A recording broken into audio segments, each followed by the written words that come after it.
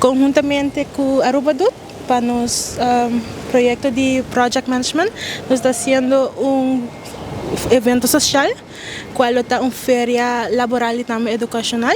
Está aqui lota de Mbushiri, lota dia sábado, dia 6 de março, y el horario está 2 horas para 6 horas. Para lo que mi colega acaba de mencionar, me quero extender uma invitação na pueblo inteiro, especialmente a comunidade de Bushiri, para assistir a sábado. Caminho nós também tem feira laboral e educacional.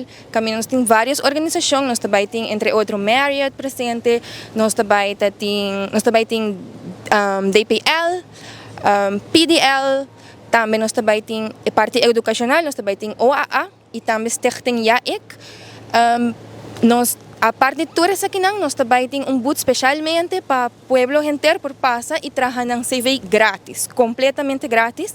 E depois você acaba de boot que você passa diretamente na organização para ter mais informação de trabalho, mas também para aplicar de viagem.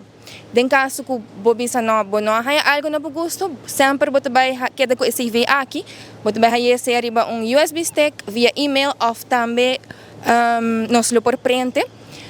E assim aqui, nós estamos agora tour gente, também tem entertainment, dia, nós também tem MC Tarek, nós também tem DJ Sean, que é DJ ng mas young agora aqui na Aruba, também tem DJ Sky também, assim também tem dia yan ako música e ambiente, também tem koi come, koi bebe, mientras abo como maior te participar na algum booth de organização, em muitos não também tem wega amistoso, também tem popcorn, nós também tem prêmio durante full dia, diferente prêmio, gift basket, gift certificates, diferente curso na kupagana também durante o dia.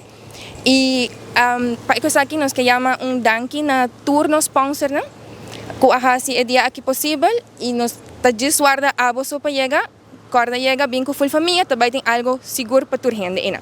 Mas danki.